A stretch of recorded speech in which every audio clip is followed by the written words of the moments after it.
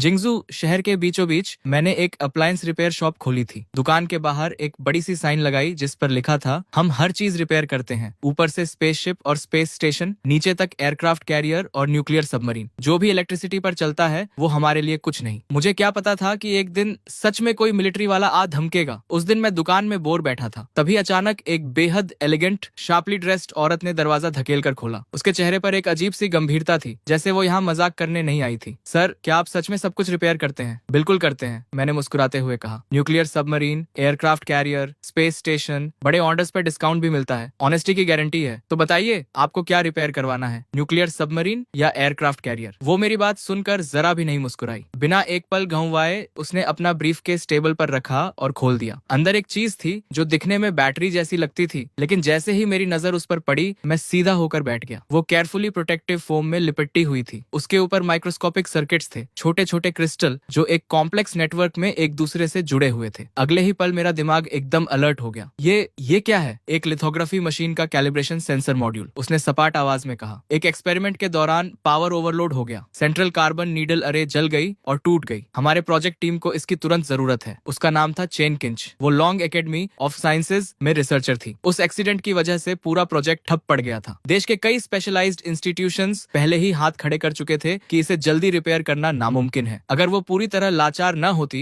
तो इस छोटी सी अजीब दुकान में कभी कदम न रखती। मिस, मैंने थोड़ा रुककर कहा, आप गलत जगह तो नहीं आ गई? हम यहाँ हाउस होल्ड अप्लायंसेज रिपेयर करते हैं, शायद पड़ोस की हार्डवेयर शॉप आपके ज्यादा काम आए। चेन किंच ने मेरा वो बेबस चेहरा देखा और उसकी आखिरी उम्मीद की किरण भी बुझ गई। उसने एक गहरी सांस ली, ब्रीफकेस उठाई और जाने लगी। सच ही तो था, देश के बड़े बड़े स्पेशलाइज्ड इंस्टीट्यूट्स हाथ खड़े कर चुके थे, तो एक साधारण रिपेयर वाला क्या करेगा? तभी मैंने मजाक छोड़ा। 6 महीने पहले मैं इस दुनिया में आया था और इस दुकान का मालिक बन गया था। साथ में मिली थी एक इनफाइनाइट रिपेयर सिस्टम। इन महीनों में बहुत अजीब अजीब चीजें देखी थी, लेकिन इतनी सोफिस्टिकेटेड चीज कभी नहीं आई थी। ये मौका मैं कैसे जाने देता? आपके पास जो कंपोनेंट है उससे लग रहा है ये C7 टाइप की लिथोग्राफी मशीन का हिस्सा है। चेन किंच एकदम रुक गई, जैसे पैर जमीन से चिपक गए हों। मॉडल बता सकते हो? इम्पैक्ट के वक्त पीक वैल्यू कितनी थी, कितने नैनो सेकंड्स तक रही, और प्रोब अरे के अलावा कोई और पार्ट डैमेज हुआ? ये सुनकर चेन किंच की सांसें थम गईं। उसे अपने कानों पर यकीन नहीं हो रहा था। एक अप्लायंस रिपेयर शॉप का मालिक इतने पॉइंटेड क्लासिफाइड सवाल पूछ रहा था। क्रिएट वैल्यू नॉर्मल पावर की 15 गुना थी, उसने धीरे से कहा। इम्पैक्ट लगभग 3 से 5 नैनो सेकंड तक रही। बाकी कंपोनेंट्स का सेल्फ डायग्नोसिस नॉर्मल है। हम रिपेयरेबल है, लेकिन सस्ती नहीं होगी। पैसे की चिंता मत करो, बस फिक्स कर दो, मैं तुरंत फंडिंग अरेंज करती हूँ। मैंने हल्की सी मुस्कान के साथ 5 उंगलियां उठाई। 5 मिलियन या चेन 15? उसने दांत भींचे। कीमत बेतुकी थी, लेकिन अभी उसके पास नेगोशिएट करने का कोई ऑप्शन नहीं था। क्या सोच रही हो? 5 मिलियन नहीं, 500 युआन, 1 रुपया कम नहीं, और मेनली इसलिए क्योंकि इसे रिपेयर करने में बहुत इलेक्ट्रिसिटी लगेगी। 500 युआन? सच में? चेन पूरी तरह ठगी सी खड़ी थी। उसे लगा जैसे रियलिटी हिल गई हो। वो हड़बड़ाकर फोन निकालकर QR कोड स्कैन करने लगी। Instant payment received, 500 yuan. ये देखकर मैं खुलकर मुस्कुरा दिया। बिना जल्दबाजी के एंटी स्टैटिक ग्लव्स पहने टेबल पर एक साफ सफेद कपड़ा बिछाया और बड़े आराम से मॉड्यूल को बॉक्स से निकालकर रख दिया। System activate. अगले ही पल मेरे सामने एक इन्फॉर्मेशन पैनल अपीयर हुआ। Repairable item detected, C7 type lithography machine का calibration sensor module, damage level 88%, repair plan analysis complete. सब तैयारी करके मैं एक धूल भरी शेल्फ की तरफ गया और एक ग्लास आर्मर्ड बॉक्स उठाकर लाया। जैसे ही बॉक्स खुला, चेन किंच की आंखें फटी की फटी रह गईं। ये क्या है? उसे लगा था कि कोई सीक्रेट वेपन निकलेगा, लेकिन अंदर था एक बेतरतीब ढंग से मॉडिफाइड सोल्डरिंग आयरन, एक house hold hot air gun, एक इलेक्ट्रिक किचन मिक्सर और जगह जगह से बटोरा हुआ जंकयार्ड का सामान। बॉस, आप इस कबाड़ से मेरी फोटोलिथोग्राफी मशीन का पार्ट रिपेयर करने वाले हो?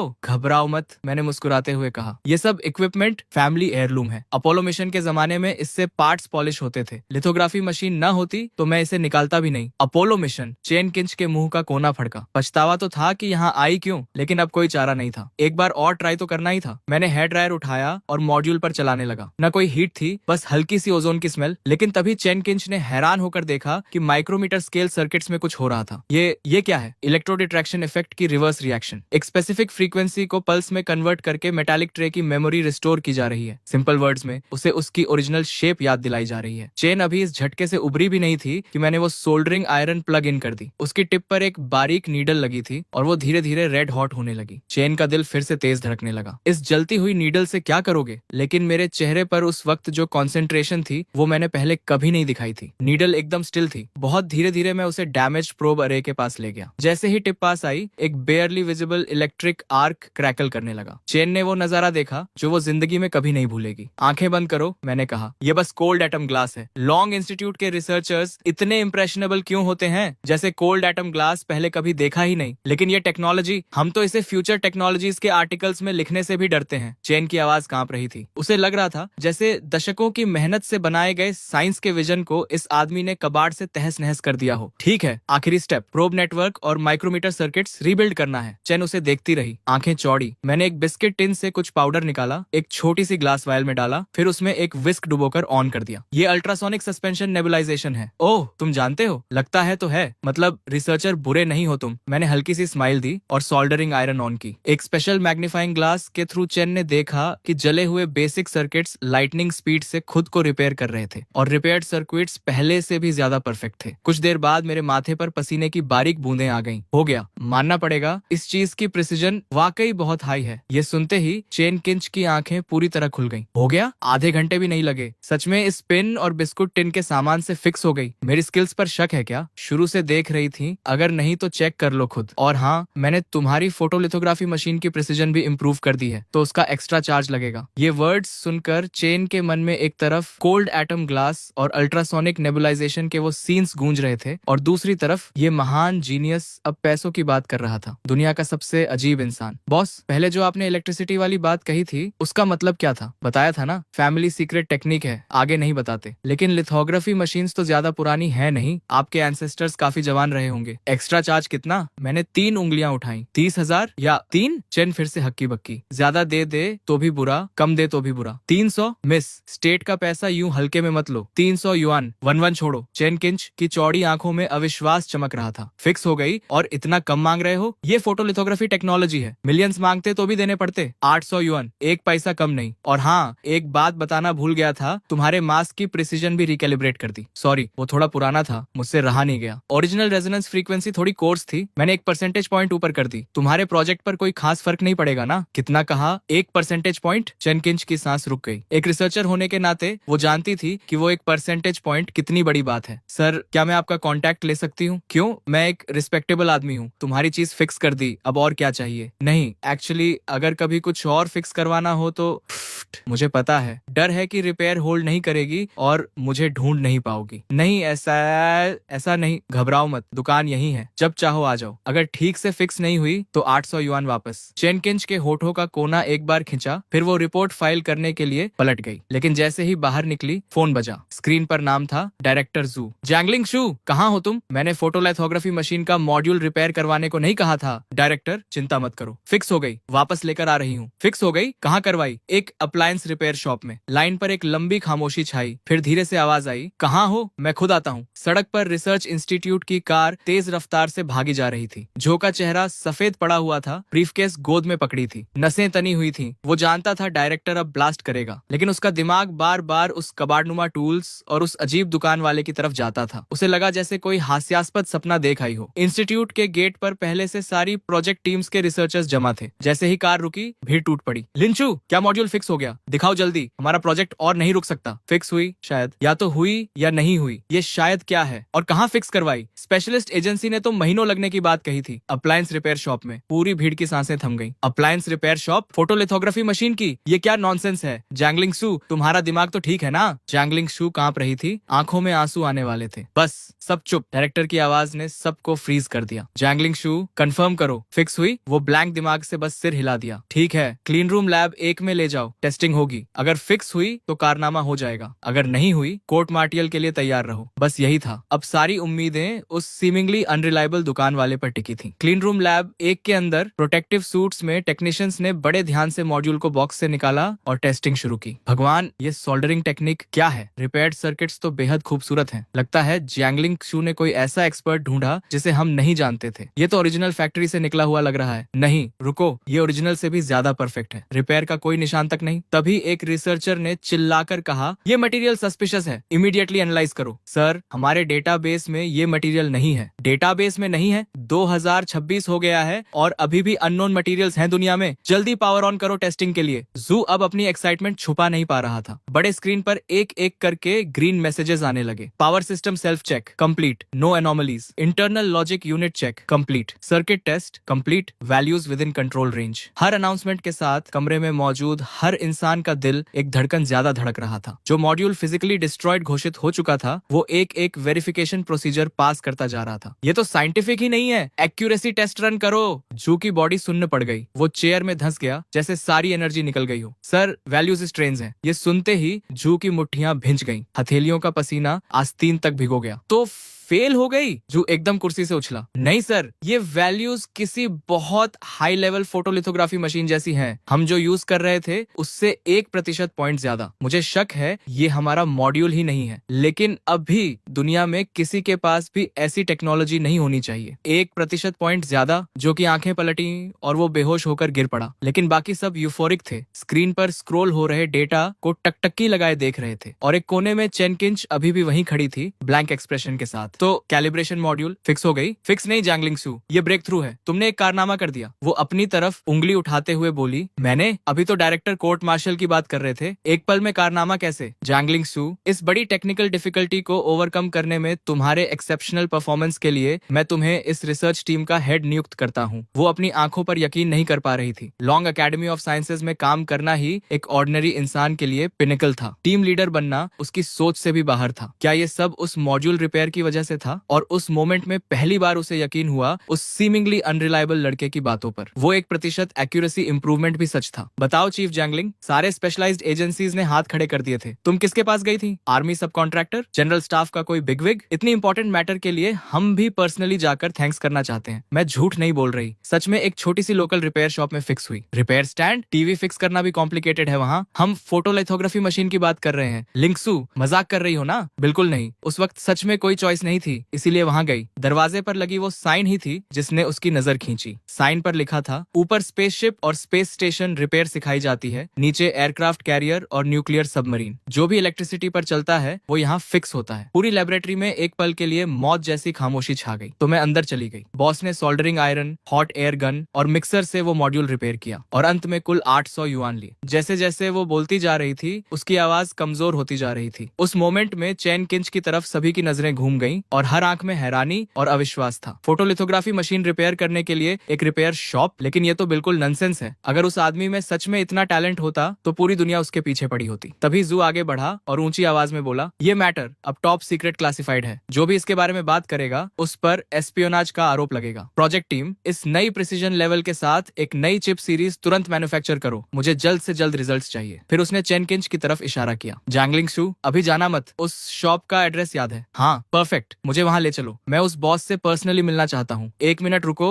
मैं कुछ लेकर आता हूँ। अगर वो इस चीज को फिक्स कर सकता है तो मैं उसे जो चाहे दे दूंगा। मैं जू। कुछ ही मिनट्स में जू भागते हुए आया, लेकिन जो चीज उसके हाथ में थी उसे देखकर चैन किंच का दिल एक बीत रुक गया। ये तो नन सैटेलाइट नेविगेशन सिस्टम चिप है। आप उसे ये दिखाने जा रहे हो? क्या ये रिपेयर भी हो सकती है? थोड़ी देर बाद दोनों कार से मेरी शॉप पर पहुंचे। चैन किंच अंदर आते ही फेमिलियर अंदाज में बोली, बॉस, काफी दिनों बाद इस बार कोई और भी साथ लाई हूँ। कोई झगड़ा करने आया है? नहीं बॉस, गलत मत समझो। आपने जो डिवाइस रिपेयर किया था वो परफेक्टली काम कर रही है। ये मेरे एक एल्डर हैं। इन्होंने सुना है कि आप बहुत टैलेंटेड हो, कुछ दिखाना चाहते हैं आपको। अच्छा, झगड़ा नहीं है तो ठीक है, आओ। लॉयल कस्टमर हो तो ये फेवर कर देता हूँ। दिखाओ क्या लाए हो। जू ने शॉप में घुसते ही आसपास असेस करना शुरू कर दिया था। जगह उसकी कल्पना से भी ज्यादा डेलिपेटेड थी। उसने सोचा था कि इतनी कॉम्प्लेक्स डिवाइसेस रिपेयर करने वाली जगह पर कम से कम प्रोफेशनल इक्विपमेंट तो होगा, लेकिन यहाँ कोई स्पेशलाइज्ड इक्विपमेंट नहीं था, बल्कि ये तो किसी ऑर्डिनरी रिपेयर शॉप से भी ज्यादा पुराना और अजीब था। मेरी बात सुनकर जू ने ब्रीफकेस खोली। बॉस देखो, क्या ये रिपेयर हो सकती है? मैंने चिप उठाई और देखने का नाटक किया। असल में मेरे दिमाग में सिस्टम चिल्ला रहा था, सिस्टम सिस्टम स्कैन करो अभी।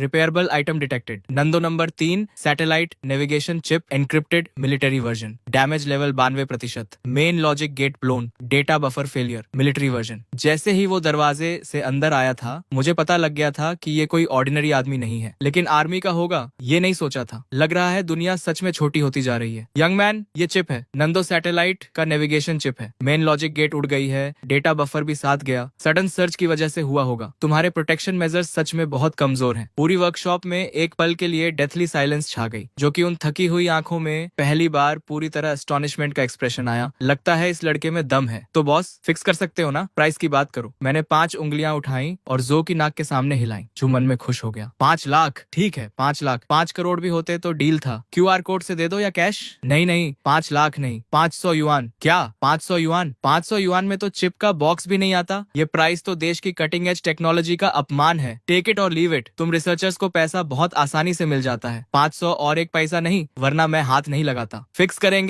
करेंगे बॉस, करेंगे। चेन किंच ने झट से फोन निकाला और पेमेंट QR स्कैन कर दिया, जो बस हेल्पलेसली ये सीन देखता रहा। देश की स्ट्रैटेजिक कटिंग एज चिप एक यंग मैन ने 500 युआन में रिपेयर के लिए एक्सेप्ट कर ली। अगर वो रेगुलर कस्टमर ना होती तो मैं इसे लेता भी नहीं। तुम सच में सोचते हो मैं 500 युआन के लिए परेशान हूँ? सीरियसली? जू का चेहरा थोड़ा खुला। तुम इसे स्मॉल मैटर बोल रहे हो? ये पूरे नंडू सैटेलाइट का मेन कंपोनेंट है। ये लड़का अभी इतना सीरियस था, एकदम चाइल्डिश कैसे हो गया? डायरेक्टर, चिंता मत करो, बॉस हमेशा ऐसे ही हैं। टैलेंटेड लोगों का टेम्पर ऐसा ही होता है। जू का चेहरा लाल हो गया। वो एक कोने में मुड़ा। मैंने एक छोटा बॉक्स निकाला और खोला। जू का दिल मुंह को आ गया। अंदर था एक पुराना मैनुअल डेंटिस्ट ड्रिल। कहाँ से ढूंढ के लाया था भगवान जाने। एक पुरानी प्लायर्स और एक चीज जो मैनुअल कॉफी ग्राइंडर जैसी दिखती थी। ये सारा कबाड़ स्क्रैप डीलर भी 5 यूरो में नहीं लेता। जो से रहा नहीं गया। कांपती उंगली से उस पाइल की तरफ इशारा करते हुए उसकी आवाज भी कांप रही थी। आप इस सबसे मेरी चिप फिक्स करने वाले हो? क्यों? मेरे टूल्स पसंद नहीं आए? तो अपनी चिप वापस ले जाओ और खुद स्टडी करो। मेरी छोटी सी शॉप इतने इंपॉर्टेंट क्लाइंट्स के लिए बनी नहीं है। ये कहकर मैंने नाराजगी से टूल्स रख दिए और चेयर पर बैठ गया। मास्टर शू, प्लीज रिपेयर करवाना है हमें, और वैसे भी पैसे दे चुके थे। चेन किंच ने बीच में आकर सिचुएशन संभाली। बूढ़ा जू अंदर से जल रहा था, लेकिन उसने फोर्स कर खुद को शांत किया। मैंने जू को एक नजर से देखा, फिर धीरे से ट्वीजर्स उठाई। उसी मोमेंट में चेन किंच ने मेरा स्पेशल मैग्नीफाइंग ग्लास उठा लिया। लेंस के थ्रू जू और चेन किंच दोनों ने एक इनक्रेडिबल सीन देखा। ये टेक्निक क्या है? लग रहा है फ्ली को पर्म दे रहे हो। जू को गूजबम्स आ गए। उसे लगा जैसे जिंदगी भर की साइंटिफिक रिसर्च बेकार हो गई। अगर एक साधारण आयरन से चिप फिक्स हो जाती है तो मैंने इतना पढ़ा क्यों? पहले पता होता तो 20 यूरो का आयरन ले आता सुपरमार्केट से, 500 युआन बच जाते। जैंगलिंग सू, सच में इसी तरह फोटोलिथोग्राफी मशीन फिक्स हुई थी? ये तो सब दिखावा लगता है, रिपेयर जैसा कुछ दिख ही नहीं रहा। डायरेक्टर देखो ये पाउडर। इस टेक्निक का नाम अल्ट्रासोनिक एटोमाइजेशन सस्पेंशन है। Ultrasonic atomisation suspension? ये क्या होती है? मैनुअल्स में है। मैंने उनकी बातों का जवाब देने की जहमत नहीं उठाई और डेंटिस्ट ड्रिल उठा लिया। उसे पाउडर में डुबोया और चिप के डैमेज्ड एरियाज रिपेयर करने लगा। प्रोसेस फोटोग्राफी मॉड्यूल जैसी ही थी, बस मटेरियल्स अलग थे। टूल की टिप से चिप के सर्किट पर बेयरली विजिबल इलेक्ट्रिक आर्क्स कूद रही थी, हर माइक्रो फ्रैक्चर को प्रिसिजली रिपेयर करती हुई। किसी सुपर हीरो मूवी से भी ज्यादा एब्सर्ड था ये नजारा। ठीक है, हो गया, लेकिन ये नंदो सैटेलाइट नेविगेशन चिप थी, इतने कम टाइम में रिपेयर हो गई? किसी स्पेशलाइज्ड इंस्टीट्यूट में तो रिपेयर प्लान बनाने में ही महीने लग जाते। और क्या करूं? ड्रम्स बजाऊं? रिबन कटिंग सेरेमनी करूं? डायरेक्टर साहब स्पीच दें? झो को गाली देने की जबरदस्त इच्छा हुई। लड़के में टैलेंट तो कमाल का है, लेकिन जबान सांप जैसी है। एक ही लाइन में दम निकाल दिया। उसने देखा मैं कैजुअली टूल्स बॉक्स में फेंक रहा हूँ, जैसे अभी कोई टोस्टर फिक्स किया हो जो ऑन नहीं हो रहा था। इतना नॉनशलेंट। एक बड़ी सी अब्सर्डिटी की लहर जू को डुबो गई। मैं पागल हो गया हूँ या सपना देख रहा हूँ? ये कैसे पॉसिबल है? जू का चेहरा स्केरलेट हो गया। सांस लेने में भी तकलीफ हो रही थी। डायरेक्टर ठीक हो? बस एक छोटी सी चीज फिक्स की है, यहाँ मर मत जाओ, मुझे इस शॉप से रोजी रोटी चलानी है। नहीं ठीक हूँ। जू कंपोजर वापस लाने की कोशिश कर रहा था। डायरेक्टर आदत डालनी पड़ेगी, बॉस का यूजुअल प्रोसीजर यही है। Usual procedure? जीजेंग एक्सू, तुम्हें अंदाजा है मुझे कितना शौक लगा है ये देखकर? पूरी एकेडमी के सैकड़ों एक्सपर्ट्स जो प्रॉब्लम सॉल्व नहीं कर पाए, इसने पुरानी डेंटिस्ट ड्रिल और एक हेयर क्लिप से फिक्स कर दी। ग्रैंडपा तुम्हारी चीज फिक्स हो गई। वैसे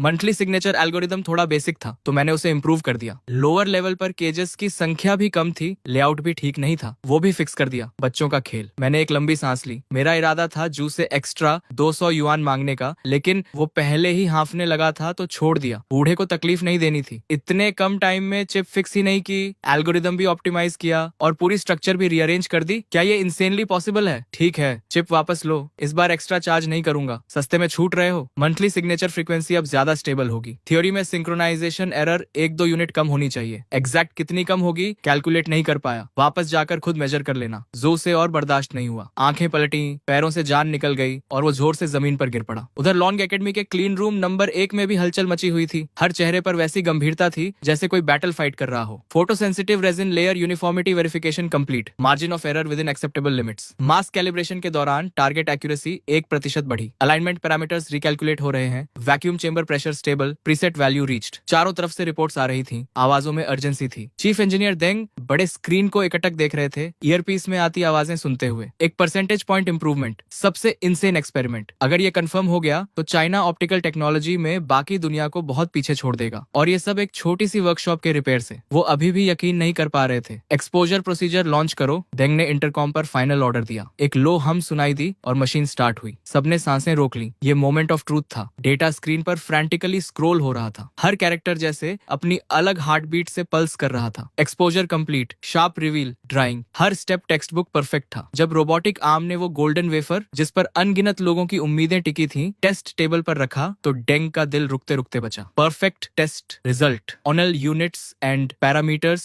normal, structure intact, effective accuracy increased by 1.2%। पूरी लेबोरेटरी में सन्नाटा छा गया। सब वुडन स्टैचूज बन गए। हमने कर दिया, हमने कर दिया, भगवान मैं सपने में तो नहीं हूँ। सब हंसने लगे, लेकिन आंसू झरने की तरह बह रहे थे। देंग ब्लैंक नजरों से स्क्रीन को देखते रहे। उनका पूरा बॉडी अनकंट्रोलेबली कांप रहा था। इतने सालों की पढ़ाई, इतना नॉलेज और एक अप्लायंस रिपेयरमैन ने उसे पल भर में धूल में मिला दिया। उसी वक्त यूक्सिया के टॉप लीडर्स की मीटिंग रूम में माहौल बेहद भारी था। 10 मीटर से लंबी कॉन्फ्रेंस टेबल पर देश के सबसे इन्फ्लुएंशियल साइंटिस्ट्स बैठे थे। सबने जू की रिपोर्ट पढ़ी है ना? तो क्या लगता है? सॉम मिन्योन ने टेबल पर टैप करते हुए कहा। उनकी आवाज में एक दबी हुई एंगर थी। टेबल पर लॉन्ग एकेडमी के 7वीं इंस्टीट्यूट की नई रिपोर्ट रखी थी। कोई बात करने की जरूरत नहीं, जो चाहे कर रहे हैं। C7 फोटोलिथोग्राफी मशीन का कैलिब्रेशन मॉड्यूल, ये तो सिस्टम का हार्ट है। पूरी दुनिया में गिनती के कंट्रीज हैं जो इसे रिपेयर कर सकते हैं, और इन्होंने एक अप्लायंस रिपेयरमैन को दे दिया। क्या फोटोग्राफी मशीन को टीवी समझ रखा है? डीन यान ने मुट्ठी टेबल पर मारी और उठ खड़े हुए। चेहरा गुस्से से लाल था। मैं डीन यान से सहमत हूँ, और ये रिपोर्ट में एंसेस्ट्रल नो हाउ और कॉमन पीपल का मास्टर क्या बकवास है। लगता है कोई शिवलरिक रोमांस पढ़ रहे हो। मेरी राय में जो इतने प्रेशर में है कि हैलुसिनेट कर रहे हैं। सालों से वेस्टर्न कंट्रीज हमारा गला दबाए हुए हैं। सबकी इंपेशेंस समझ आती है, लेकिन ऐसे मोमेंट्स में ही कूल हेड रखना जरूरी होता है। जो कर रहे हैं वो रिपोर्ट फल्सिफाई करना है। ये सिंपल प्रोफेशनल एरर नहीं, ये serious breach on off discipline है। मीटिंग रूम का माहौल और भारी होता गया। लगभग सबकी राय एक ही थी। सोम मग्न बड़े ध्यान से सब सुन रहे थे। उनकी भौहें और ज्यादा सिकुड़ती जा रही थीं। वो जानते थे जो कोई ऐसे वैसे साइंटिस्ट नहीं है जो हल्की बात नहीं करते। शायद कोई और एक्सप्लेनेशन हो। मेरी राय में 7वीं इंस्टीट्यूट के सभी रिसर्च प्रोजेक्ट्स तुरंत हॉल्ट करने चाहिए और इन्वेस्टिगेटिव टीम भेजनी चाहिए। हाँ, अग्रीड। सम मिन्योन ने भीड़ का गुस्सा ऑब्जर्व किया और एक लंबी सांस ली। इस बार जू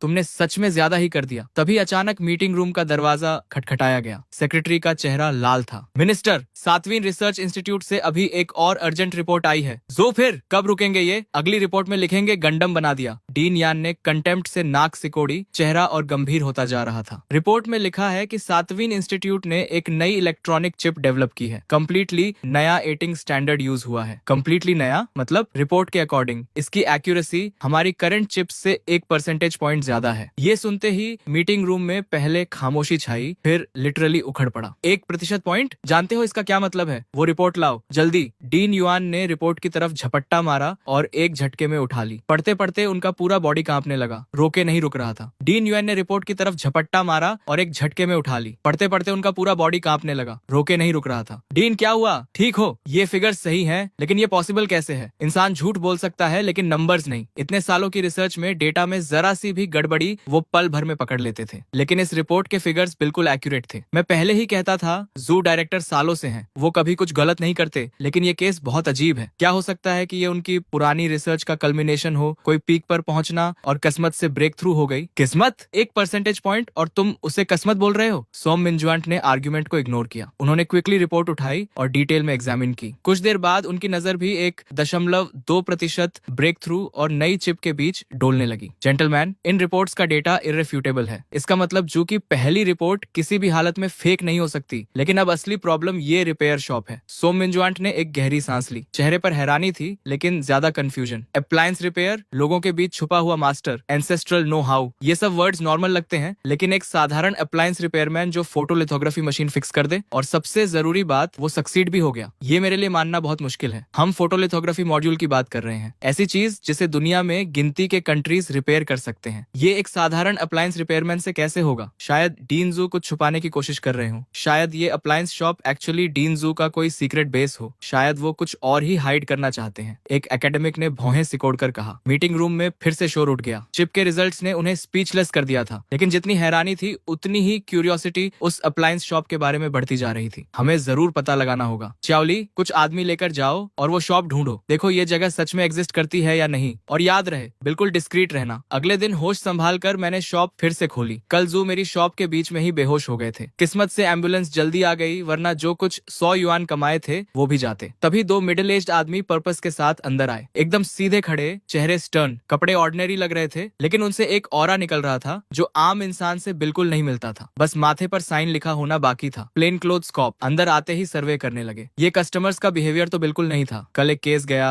आज 2 और आ गए। मेरी छोटी सी शॉप अब ट्रेंडी स्पॉट बनने वाली है। बॉस, अभी खुले हो? हाँ खुले हैं। जेंटलमैन, क्या फिक्स करवाना है? इंपोर्टेड वॉशिंग मशीन जो टर्न नहीं हो रही, या अमेरिकन रेफ्रिजरेटर जो कूल नहीं कर रही? बॉस, ये देखो। एक आदमी ने एक छोटी स्क्वायर सी डिवाइस काउंटर पर रख दी। कोई स्पेशल पैकेजिंग नहीं। ये क्या है? पुराना MP3 प्लेयर या पुरानी पावर बैंक? हाँ यही है, पुराना म्यूजिक प्लेयर। बॉस, फिक्स हो सकता है। Music player? तुम्हारा म्यूजिक प्लेयर ऐसा दिखता है? किसे बेवकूफ बना रहे हो? जैसे ही वो दोनों अंदर आए थे, मैंने उनके पास मौजूद सभी इलेक्ट्रॉनिक डिवाइसेस स्कैन कर लिए थे। जो डिवाइस उन्होंने दिखाई वो एक ब्लैक ब्रदर मिलिट्री सिफर मशीन थी। मलफंक्शन का कारण था एक इम्प्रॉपर पावर आउटेज से ट्रिगर्ड सिक्योरिटी लॉक। ये दोनों रिपेयर करवाने नहीं आए, टेस्ट करने आए हैं मुझे। ये नई नहीं लगती। फिक्स करना कॉम्प्लिकेटेड हो सकता है, लेकिन पुरानी चीजों पर ही असली क्राफ्ट्समैनशिप की पहचान होती है। अक्सर टूटी नहीं होती, बस एक्टिंग अप कर रही होती है। मैंने ट्रैकिंग डिवाइस हाथ में तोली। दोनों ने एक दूसरे को देखा, बिविल्डर्ड। मेरे मिस्टीरियस गेम के सामने उनका पेशेंस क्लियरली खत्म होने लगा था। इस बार मैंने इलेक्ट्रिक इक्विपमेंट भी नहीं निकाली, बस डिवाइस को उंगलियों से टैप किया। रिदमिक और स्लो टैपिंग। सुनने में सिंपल लग रहा था, लेकिन सामने के दोनों आदमी पसीने में भीग चुके थे। वो इमरजेंसी रिसेट कोड टाइप कर रहे थे।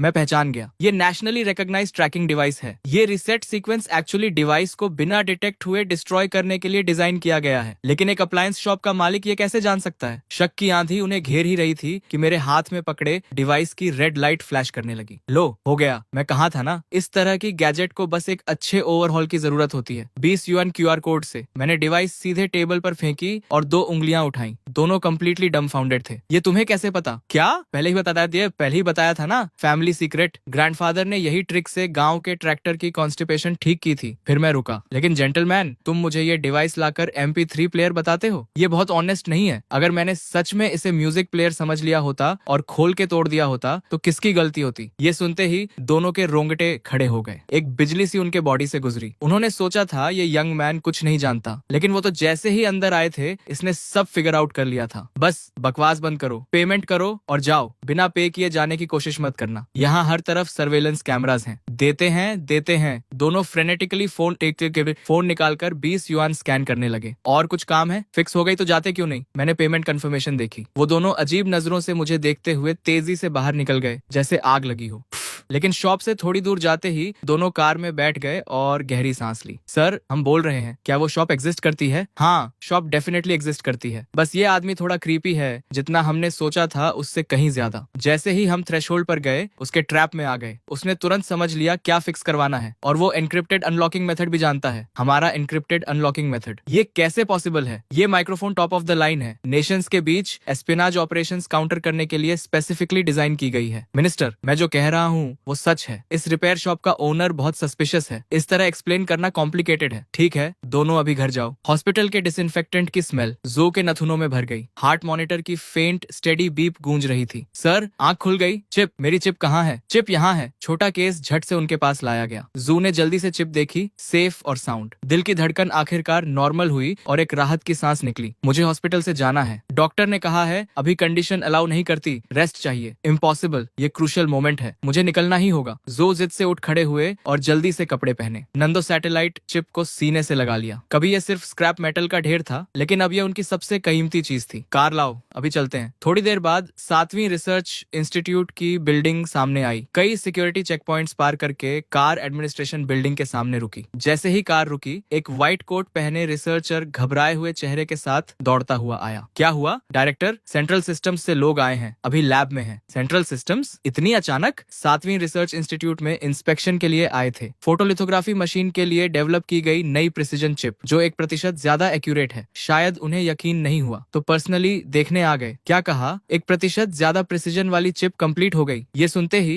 जो की आंखें लगभग निकल पड़ी। हाँ, कंप्लीट हो गई। आप और टीम लीडर जो के जाने के कुछ देर बाद ही हम सक्सेस हो गए। परफेक्ट। लेकिन रिपोर्ट सबमिट करने की ऑथराइजेशन किसने दी? रिपोर्ट तभी सबमिट होती है जब पूरा कॉन्फिडेंस हो। चिप अभी बैरली कंप्लीट हुई है और इन्होंने रश करके सेंट्रल सिस्टम को भेज दी। अगर कोई लास्ट मिनट अनफोर्सीन इवेंट आया तो ये साइंटिफिक डेटा और मिलिट्री इंटेलिजेंस फॉल्सिफाई करना होगा। हाई ट्रेजन जितना सीरियस क्राइम। ये ट्रबल ढूंढ रहे हैं क्या? बस सभी प्रोजेक्ट मेंबर्स को अभी बुलाओ। जो भी न्यू चिप डेवलपमेंट में था सब लैब में इकट्ठा हो। जो ने मुड़कर लैब की तरफ दौड़ लगा दी। विशाल क्लीन रूम में एक ग्रुप खड़ा था। फोटोलिथोग्राफी मशीन के आसपास जमा होकर इशारे करते हुए बात कर रहे थे। आगे था यान, सेंट्रल सिस्टम के टॉप पर। कैलिब्रेशन मॉड्यूल का फीडबैक लूप मैक्सिमम तक ऑप्टिमाइज हो गया है। ऑप्टिकल पार्ट कंपेंसेशन भी कंप्लीटली रीडिजाइन हुई है। ये टेक्नोलॉजी का सच में कमाल है। और सबसे इंप्रेसिव बात यह है कि ये सारी ऑप्टिमाइजेशंस एग्जिस्टिंग आर्किटेक्चर पर इंप्लीमेंट हुई हैं, एक भी बेसिक प्रोटोकॉल बदले बिना। ये कैसे पॉसिबल है? डायरेक्टर जू, बताइए आपकी लैब में हो क्या रहा है? लिथोग्राफी मशीन छोड़ो, सिर्फ चिप की बात करो। इसकी ऐसी स्ट्रक्चर क्यों है? जू के मुंह में जो प्लेजेंट्रीज आ रही थी वो गले में ही अटक गईं। एक्सप्लेन करो। लेकिन एक्सप्लेन क्या करें? भगवान, चिप उन्होंने खुद डेवलप की और एक्सप्लेन करना मुश्किल है। ऑनरेबल एकेडमिक्स, ये एक्सप्लेन करना थोड़ा कॉम्प्लिकेटेड है। अगर डायरेक्टली टेस्ट डेटा पर चलें तो ज्यादा क्लियर होगा। कोई भी एक्सप्लेनेशन रॉ डेटा जितनी इंपैक्टफुल नहीं होगी। नई चिप को बड़े ध्यान से उठाकर बीजीजी प्लेटफॉर्म के टेस्ट स्लॉट में रखा गया। एक साउंड आई और स्लॉट ऑटोमेटिकली लॉक हो गया। सेल्फ डायग्नोस्टिक एनवायरनमेंट इनिशिएट हुआ। Vacuum environment okay. Temperature stabilized at 21.5 degree Celsius. Electromagnetic shielding activated. Low frequency calibration accuracy test initiate हो रहा है। Calibration module response time 3.8 nanoseconds. Stable operation. Optical path deviation correction rate 12.5 micron. Design specification से 1.2% ज्यादा। इन reports को सुनते ही भीड़ में excitement की लहर दौड़ गई। एक सिंपल बेसिक टेस्ट ने ही उन्हें स्पीचलेस कर दिया। यान लाओ, ये फिगर्स ऑलरेडी अस्टाउंडिंग है। हमारी स्टैंडर्ड लिथोग्राफी मशीन का करेक्शन रेट पीक पर 12.1 माइक्रोमीटर्स डिजाइन था। यान लाओ ने सिर हिलाया। चेहरे पर कोई इमोशन नहीं था। Basic test validated. Second phase का high intensity lot testing launch करो। जू का चेहरा भी इंप्रेसिव था, लेकिन जो कांपना रोके नहीं रुक रहा था वो अंदर की बेचैनी को बता रहा था। कमांड्स कंप्लीट हुए। होलोग्राफिक प्रोजेक्शन इंस्टेंटली अपीयर हुई। डेटा की एक फ्लड पागलों की तरह चिप से सर्च कर रही थी। ये टेस्ट सिमुलेट कर रहा था लिथोग्राफी मशीन को एक्सट्रीम कंडीशंस में, बहुत हाई प्रिसीजन एक्सपोजर स्टेट और complex computational state. Chip utilization rate 99.6%। Temperature rise 45 degree, 67 degree, 70 degree. सब कुछ इसी पर टिका था। लेबोरेटरी में साइलेंस छा गई। बस नर्वसली निगलने की आवाजें सुनाई दे रही थी। पिछले टेस्ट में जैसे ही चिप सेफ्टी टेम्परेचर पार करती थी, सेल्फ प्रोटेक्शन मोड एक्टिवेट हो जाता था, फ्रीक्वेंसी गिर जाती थी और कैलिब्रेशन परफॉर्मेंस क्रैश कर देती थी। लेकिन इस मोमेंट में होलोग्रामिक स्क्रीन पर कैलिब्रेशन रिस्पॉन्स टाइम का डेटा वही था, 3.8 नैनोसेकंड्स। हिला नहीं। टेम्परेचर स्टेबलाइज हो गई थी, 76 डिग्री सेल्सियस। एल्डर यान और बाकी सब होलोग्राम को घूरते रहे। आंखों में डिसबिलीफ साफ झलक रहा था। ये चिप इतने टेम्परेचर पर स्टेबल कैसे रह सकती है? इसकी हीट डिसिपेशन कैपेसिटी स्टेबलाइज कैसे हो गई? ये तो उनके सारे ट्रेडिशनल साइंटिफिक अंडरस्टैंडिंग को उलट कर रख देने वाली बात थी। तभी जू के दिमाग में एक विम आई। वो सेंट्रल सिस्टम के अपने लीडर्स को इम्प्रेस करना चाहता था और उसने बिना किसी की परवाह किए अनाउंस कर दिया, सभी स्टेशनों तैयार हो जाओ। Final test. लिथोग्राफी मशीन का एक्सट्रीम वाइब्रेशंस में ऑपरेशन का सिमुलेशन, हाई टेम्परेचर और कॉम्प्लेक्स इलेक्ट्रोमैग्नेटिक इंटरफेरेंस के साथ अल्ट्रा प्रिसीजन कैलिब्रेशन और रेजिस्टेंस टेस्टिंग शुरू करो। ये सबसे डिमांडिंग प्रोटोकॉल है। कोई भी चिप इसे विदस्टैंड नहीं कर सकती। कमरे में एक सन्नाटा छा गया क्योंकि सब जानते थे कि चिप इंस्टेंटली जल जाएगी। एल्डर यान ने जू को रोकने की कोशिश की। ओल्ड जू, हम ऑलरेडी इस नई चिप की सक्सेस देख चुके हैं और टेस्टिंग की कोई जरूरत नहीं। ये तो परफेक्ट से भी ज्यादा है। लेकिन जू उस वक्त किसी पागल की तरह था, किसी की सुनने को तैयार ही नहीं था। एल्डर यान ने आवाज तेज की, जू, मेरा ऑर्डर सुना नहीं? अभी बंद करो ये टेस्ट। मैंने कहा नहीं होगा। मैं देखना चाहता हूँ कौन हाथ उठाने की हिम्मत करता है। यन सच में अंदर से घबरा रहा था। इतनी एक्स्ट्रॉर्डिनरी चिप, और अगर जू की इस जिद की वजह से वो बर्बाद हो गई तो सबका दिल टूट जाता। सभी टेस्टिंग यूनिट्स के हेड्स के हाथ हवा में ही जम गए थे। माथे से पसीना गालों तक बह रहा था। एक तरफ सेंट्रल सिस्टम था जिसका रैंक इंस्टीट्यूट से कहीं ऊपर था, दूसरी तरफ उनका डायरेक्ट सुपीरियर जो था। किसी को भी दुश्मन बनाना तबाही होती। फिर भी रिसर्चर्स में जो देव का ऑर्डर तोड़ने की हिम्मत नहीं आई। लिथोग्राफी मशीन जो अभी अभी रुकी थी वो दोबारा चालू हो गई। स्क्रीन पर होलोग्रामिक प्रोजेक्शन का डेटा फिर से फ्रैंटिकली स्क्रॉल करने लगा। यान ने चेतावनी दी, जो देव सुन लो, अगर ये एक्सपेरिमेंट फेल हुआ तो कोर्ट मार्टियल के लिए तैयार रहो। लेकिन देव ने जैसे सुना ही नहीं। एल्डर यान की आंखें स्क्रीन पर जमी थी। कैलिब्रेशन डिविएशन रेट का डेटा ऊपर नीचे उछल रहा था, मतलब चिप एक्सट्रीम कंडीशंस में भी ऑप्टिकल पाथ कैलिब्रेशन मेंटेन कर रही थी। तभी अचानक होलोग्राफिक प्रोजेक्शन पर फाइनल डिविएशन रेट आया और वो था जीरोस की एक पूरी line, zero division, zero error. पूरे कमरे में जैसे वक्त रुक गया, सबकी आंखें फटी की फटी रह गईं। क्या मैं सपना देख रहा हूँ? फिर से टेस्ट करो। एल्डर यान का चेहरा लाल हो गया था, दांत इतने जोर से भींचे हुए थे कि पीसने की आवाज कमरे में सुनाई दे रही थी। वो पागल बूढ़ा इस चिप को बर्बाद करके ही दम लेगा। लेकिन इस बार टेक्नीशियंस ने एक सेकंड भी नहीं लगाया। होलोग्राफिक प्रोजेक्शन रीस्टार्ट हुई और रिजल्ट फिर जीरो। एक बार, दो बार, तीन बार, हर बार जीरो। भगवान, 5 बार। हमारी पुरानी चिप्स तो एक बार भी नहीं झेल पाती थी। जोदो पूरी तरह गलत साबित हो गया था और ये सोचकर तो और ज्यादा हैरानी होती थी कि इस चिप को एक अप्लायंस रिपेयरमैन ने फिक्स किया था। ये किसी मिरेकल से कम नहीं था। एल्डर यान खुद को रोक नहीं पाया। डायरेक्टर जू, आखिर कहां से ढूंढा है तुमने उस जीनियस को जो लिथोग्राफी मशीन को इस हद तक यूज कर सकता है? जू ने शांति से पूछा। काफी है डीन यान, हमारी चिप आपके स्टैंडर्ड्स पर खरी उतरी? यान ने माथा झुकाते हुए कहा। बिल्कुल काफी है डायरेक्टर जू, बहुत ज्यादा काफी है। और वो कोर्ट मार्शल वाला प्रपोजल? इस बार जो को थोड़ा पेटी जरूर लगा, लेकिन सच यही था कि ड्रैगन कंट्री का 7वां रिसर्च इंस्टीट्यूट कुछ भी नहीं है। तो सेंट्रल सिस्टम के लोग यहाँ आए ही क्यों? क्या इसीलिए नहीं कि उन्हें खुद पर भरोसा नहीं था? जू ने एक स्मग स्माइल के साथ कहा। एक टेस्ट काफी नहीं था तुम्हारे लिए, तो हमने एक साथ 5 दे दिए। अब तो कन्विंस्ड हो? एल्डर यान ने हंसते हुए जवाब दिया। डायरेक्टर जू, हम उस उम्र से निकल चुके हैं जब छोटी छोटी बातों पर झगड़ते थे। फिर उन्होंने अपने असिस्टेंट को आवाज लगाई, जाओ मेरी कार की ट्रंक से मेरी सबसे अच्छी एपो टी लेकर आओ। पूरे सेंट्रल सिस्टम में डायरेक्टर जू का नाम सुनकर सब दंग थे। डीन का तेज मिजाज कौन नहीं जानता। तभी एक एम्प्लॉई डॉक्यूमेंट्स लेकर आया। डायरेक्टर जू, हमारे 5 टेस्ट का detailed data report please sign कर दीजिए। जू ने हाथ हिलाया। मुझे अकेला छोड़ो। डीन यान ने झट से उस एम्प्लॉई के हाथ से डॉक्यूमेंट्स ले लिए और बड़े ध्यान से देखने लगे। चेहरे पर मुस्कान फैलती जा रही थी। 5 टेस्ट का डेटा अलग अलग रिजल्ट्स दिखा रहा है। इस चिप की स्टेबिलिटी रेट बढ़ती ही जा रही है। ये फीडबैक कर्व देखो, मैं यकीन नहीं कर पा रहा। यान डॉक्यूमेंट्स को ब्रीफ केस में भरते हुए बोले, अगर हमारे पास ऐसा डेटा और होता तो इंग्लैंड हमारा क्या बिगाड़ लेता? फिर उन्होंने झू की तरफ मुड़कर पूछा, यार एक बात बताओ, ये गैजेट सच में उसी अप्लायंस रिपेयरमैन ने बनाई थी? जू ने हाँ में सिर हिलाया। यान ने हैरानी से कहा, अभी भी बिलीव नहीं हो रहा। कम से कम बताओ उसने कौन से मटेरियल्स यूज किए। ये साइंटिफिक रिसर्च के लिए बहुत वैल्यूएबल होगा। जू बोले, ठीक है, उस बॉस को कॉल करता हूँ, सब चुप रहो। जू ने नंबर डायल किया। हेलो बॉस, मैं चैन किंग्स का अंकल हूँ, उस दिन रिपेयर के लिए आया था, याद है? दूसरी तरफ से आवाज आई, अरे तुम हो? ठीक हो गए? कॉल किस लिए? पैसे मांगने? जू ने जल्दी से कहा, नहीं नहीं, गुड न्यूज देने के लिए। जो फोटोग्राफी मशीन का मॉड्यूल रिपेयर किया था वो परफेक्टली काम कर रहा है। बॉस ने फ्लैट टोन में कहा, तो कोई नई बात बताओ, मुझे पता था। जो ने पूछा, वो आपने क्या यूज किया था उसमें? बॉस ने बेफिक्री से जवाब दिया, एक ऑर्गेनमा जार का लिड था, उसे पाउडर में पीसकर वेल्डिंग में यूज किया। एक्चुअली सोचा था एक एनिमल शेप्ड बिस्कुट टिन का लिड लूंगा, तुमसे कुछ 100 युआन ही लिए। दोस्त का भाव समझो। ये सुनकर कमरे में मौजूद सब लोग बिल्कुल स्पीचलेस हो गए। एक ऑर्गेनमा जार के लिड से फोटोग्राफिक टेक्नोलॉजी मास्टर हो जाती है। हॉट सॉस बेचने वाले ब्रांड की टेक्नोलॉजी इतनी एडवांस्ड है। यान हंसते हंसते बोले, channel boss, photography machine repair करने के तरीके तो कमाल के हैं तुम्हारे। पहली बार लगा कि फोटोग्राफी मशीन इतनी लो एंड चीज है, किसी भी लिड से काम चला लेते हो। तभी बॉस की आवाज आई, बहुत बिजी हूँ, नेबर आंट लियू का इंडक्शन कुकटॉप फिक्स करना है, उन्हें खाना बनाना है, बस अब और कोई प्रॉब्लम नहीं। और कॉल कट गई। पूरी लैबोरेटरी में डेथली साइलेंस छा गई। किसी ने पूछा, बॉस ने आखिर में क्या कहा? जू ने मुश्किल से जवाब दिया, कहा कि नेबर मिसेज लियू को खाना बनाना है, इसलिए इंडक्शन कुकटॉप रिपेयर करने जाना है। खाना बनाने के लिए? जू ने खाली आंखों से दोहराया और अगले ही पल वो स्टिफ होकर मुंह के बल गिर गए। सब चिल्लाए, एम्बुलेंस बुलाओ। कोई 10 मिनट बाद वो हॉस्पिटल रूम में थे। डॉक्टर ने बाहर आकर बताया, कोई सीरियस बात नहीं, बस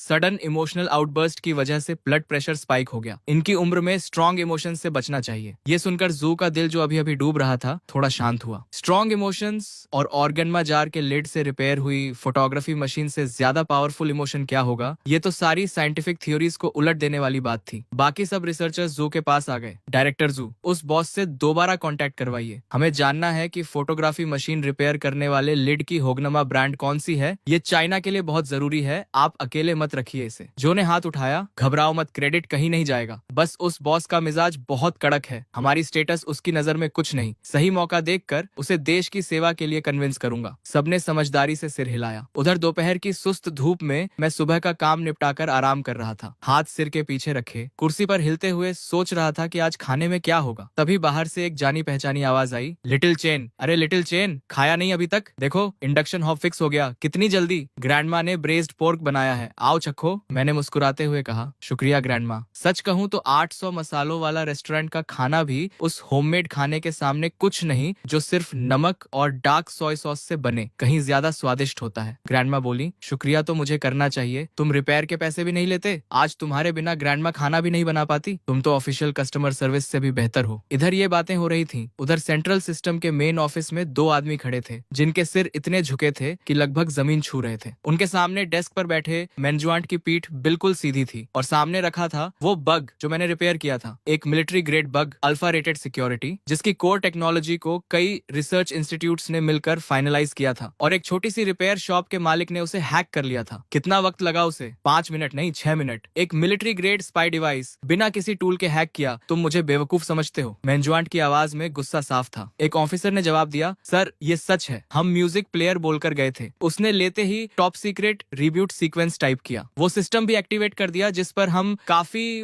वक्त से अटैक कर रहे थे और कभी सक्सेस नहीं मिली। ऐसे लगा जैसे वो शुरू से जानता था कि ये क्या है। एक अप्लायंस रिपेयरमैन ने बिना किसी टूल के सिर्फ उंगली से टैप करके सब कर दिया। एग्जैक्टली साइंस फिक्शन मूवी जैसा था। पूरे ऑफिस में एक भारी खामोशी छा गई। मैनेजमेंट ने कुर्सी पर टेक लगाई, आंखें बंद की, सांसें स्टेडी थी लेकिन दिमाग तेजी से चल रहा था। उस शॉप में कुछ स्पेशल था? नहीं सर, बिल्कुल ऑर्डिनरी रिपेयर शॉप थी। तेल के दाग, हर तरफ स्पेयर पार्ट्स, बेहद मेसी। हमने कई बार इंस्पेक्ट किया, कोई सीक्रेट कंपार्टमेंट नहीं, कोई हाईटेक इक्विपमेंट नहीं। मैनेजमेंट ने गहरी सांस ली, चेहरे पर डिसअपॉइंटमेंट था। जो इंसान इतनी आसानी से इसे डिसाइफर कर सके वो एक मेसी रिपेयर शॉप में बैठा हो, ये बात अपने आप में बहुत स्ट्रेंज है। या तो ये जू का हिडन एसेट है। फिर उन्होंने खुद ही आइडिया खारिज किया, नहीं, अगर जू का एसेट होता तो जू कभी बताता नहीं। तभी ऑफिस का दरवाजा जोर से खुला। डायरेक्टर सोने, जल्दी देखिए, जो झूठ नहीं बोल रहा था, 1% एक्यूरेसी सच है। मैनेजमेंट ने डॉक्यूमेंट लिया, नजर डाली और तुरंत माथे पर बल पड़ गए। ये रिपोर्ट डीन यान ने 7वीं रिसर्च इंस्टीट्यूट से भेजी है। डायरेक्टर सोने, इस रिपोर्ट के साथ हम दुनिया को चाइना की ऑप्टिकल टेक्नोलॉजी में ब्रेक थ्रू अनाउंस कर सकते हैं। और डीन यान तुम्हारे साथ नहीं आए? डीन यान हॉस्पिटल में है। हॉस्पिटल में? क्या हुआ? बीमार नहीं है, बस रिपोर्ट देखकर इतने एक्साइटेड हो गए कि बेहोश हो गए। डॉक्टर ने कहा। एक्साइटमेंट स्पाइक से ब्लड प्रेशर बढ़ गया। सोने बिल्कुल स्पीचलेस रह गए। लगता था वो दिन आ ही गया था जब चाइना वेस्टर्न ब्लॉकेट तोड़ने वाला था। तभी डेस्क पर फोन बजा। हेलो जनरल जियो। हाँ मैं जानता हूँ। नहीं, बिल्कुल नहीं जनरल जियो, मैं जानता हूँ तुम सब यूआईओ को फंसाना चाहते हो, लेकिन जो तुम मांग रहे हो वो रेगुलेशंस के खिलाफ है। नहीं, एब्सोल्युटली नहीं। फोन उठाते ही सोने ने एक के बाद एक रिफ्यूजल्स दे दिए। चेहरा हर पल और सख्त होता जा रहा था। जाओ, मैं हेल्प नहीं करना नहीं चाहता, बात यह है कि कर नहीं सकता। सीईओ एक परफेक्ट स्ट्रेटेजिस्ट है। मिलिट्री मैन्यूअर्स में यूआईएओ